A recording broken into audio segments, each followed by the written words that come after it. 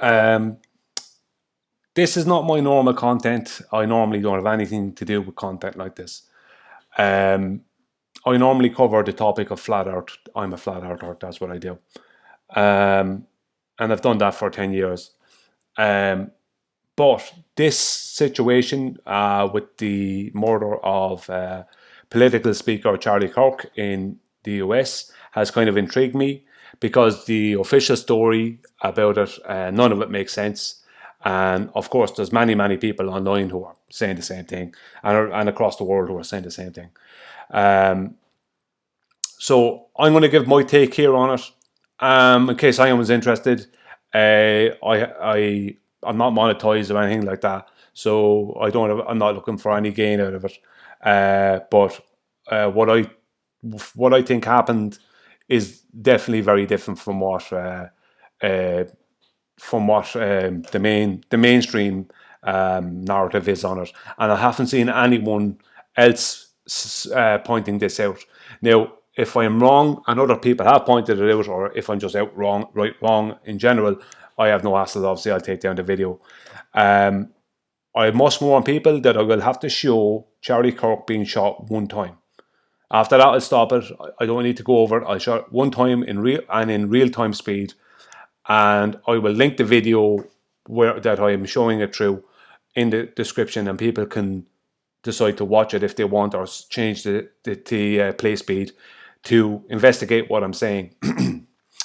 But I'm going to cover a couple of things with this. But first of all, I'm going to show the incident. And as I said, if you don't like it, if you're a bit squeamish, I understand. I don't like anything like this, but I'm not squeamish in any way. Some people don't like it, and I understand that. I'm not making any judgments. That's just the way it is. As I said, I don't like watching anything like this. But I've seen many injuries and things like that. So I'm not. I don't. It doesn't cause me any issues. If you want to know what I mean. Whether that's a good thing or a bad thing, I don't know. But one time I'm going to play this. I'm going to explain a few things, okay? So first of all, I'm going to play, and what he's going to do, Charlie Kirk, he scratches his left side of his nose with his right hand. I think he's getting a question at that time. I have it on mute, so I'm not going to be playing it. He's going to be asked a question. He leans forward to get the microphone. He answers the question, and then as he brings the microphone down through the center of his legs, he's then shot. So if you don't want to watch that part, when you see him bring the microphone down, look away. Right? That's the cue to look away, because that's when he will be shot. So just one time I'm going to play the incident happening, and then I'm going to go through a few things. So scratches his nose. He's been asked a question. I think he leans for the microphone, and he's shot. Okay. Now, this man here standing behind him, he's one of his security detail or something. He's not directly behind him. Now, this is important. He's slightly to the right. He's not directly behind him. This is obviously kind of 2D, this whole image here. So a lot of people seem to be a lot closer to him and closer to each other than they are. This man here in the green, he's actually further over than he appears. And as I said, this man here is not directly behind him. He's slightly off to his right. It'll become clear as to why I'm saying that. Now, what you saw happening to Charlie Kirk was his head went forward as he arched his back backwards, and then he went back into his chair, and he fell off to the left due to whatever way his weight was going. Right? So that's what happened to him. Now, a lot of people would have claimed that, and the official story is that the wound that everyone sees and was seen there is an entry wound, right? But a lot of people contest that, and people, if you've ever shot a gun or hunted or anything like that, the exit wound is always worse than the entry wound, kind of thing. It's always bigger, basically.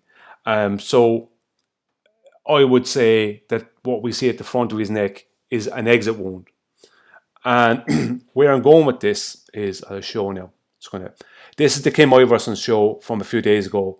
I linked this in the chat, because she goes through a portion of what I'm talking about in a minute. But she, so it's not just the video; it's a whole section on the shooting on the Kim Iverson show. But I'll link her video in the descriptions for anyone to watch any part of it they want. Now, this image here is from that video, and as you can see, her producers or whatever have this red ring around this camera. As I said, that man in the security detail with the black shirt, he was standing off to the left, to the right, sorry, of Charlie Kirk. He's not directly behind him. And you can see that in the video that when he moves over towards Charlie Kirk, he moves over to his left and forward. So he's not directly behind him. Now, what I reckon happened, and what is most likely to me at present, is that the shot came from behind, up here, possibly even from the camera, right? Or somewhere up above the camera, or in this vicinity, and hit Charlie Kirk in the back of the neck here, probably slightly to the right, and came through at the front left, right? And that when you get something, a sharp anything stuck into the back of your neck, or anyone even pressing their fingers into the back of your neck, you naturally lift your shoulders, bring your head forward, and arch your back, right? It's a natural reaction. Now, when obviously, if there is a bullet that came from the back and came and hit him in the front, the back right, and came out to the front left, as it comes out, it's going to push him back into his seat. And of course, then he goes off to the left and falls over. So what I think happened is the shot came from back, at the back of him. As I said, possibly from this camera, and I'll go into that in a moment, and the reason why there's a red ring around it. But I'm going to cover one thing first.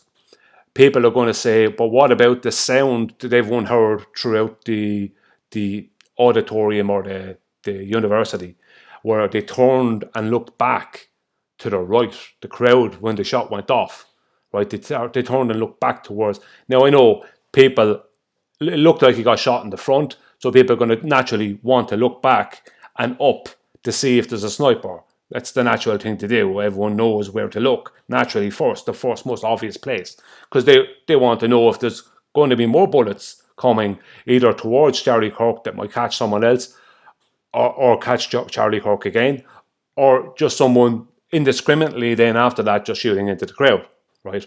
So it's a natural thing because that's the vantage point is up high, right? But it is likely that either the shot, if he was shot from behind, somewhere around here or from this camera, that shot could have reverberated throughout the auditorium there, or whatever it is in the university, or there was an automated double shot happen. Whereas the shot that came, if a shot came from behind him here, that there was another shot from up high, but that didn't go anywhere, or that was just a blank sound or whatever. The point is that it would be very, very easy, especially in today's world, and it would have been easy a long time ago, but now it's way more easier than it ever would have been to automate, just through a smartphone, for two shots to happen simultaneously from two different places. It would have been easy to do, right? That's not sci-fi. We're not talking about sci-fi there, right? Right? We're not talking about even but that's not even James Bond. Do you know what I mean? That's like totally doable. And any of the bigger, any reasonably big country who have Secret Service type people and all that kind of, FBI types or CIA types, like these types of agencies, right? They'd easily rig something like that. That wouldn't be any big deal. Now, I don't know if the shot came from behind him. I don't know who did it. I'm not going to say. I'm not even going to imply. Right? I'm just saying that's at present. That's what I reckon happened. And the sound was very likely either the reverberations throughout the stadium or there or whatever auditorium or whatever it is, creating that, or it's an automated double shot, right? Because that's how you sync it up. No point in saying you couldn't have two people shooting, you wouldn't be able to sync it up. No, but you could easily sync up a double shot, but nobody's pulling the triggers actual physically pulling the trigger. The trigger is on a smartphone or something. Just like one tap of a smartphone, and it's connected via Wi-Fi or whatever, and there's a double shot happen. Now, interestingly enough, two more points. This camera was taken down very soon after the man was shot. You can see that on the video I link in the description, from the Kim Iverson show. That video or that camera was taken down very soon afterwards, and actually it's now going into the morning of the 19th of September 2025, which is not too long, only less than a week after, I think it is, or around a week after Charlie Kirk was shot, and that whole place that he's in there is gone. I think they've even taken up grass and they've put down concrete slabs or something. So the whole thing is gone. So very, very, very soon after, and I'm talking, I think it was within minutes. Now, it could be wrong, but it's definitely I could be wrong about that, but that's what I've heard on a couple of podcasts and that.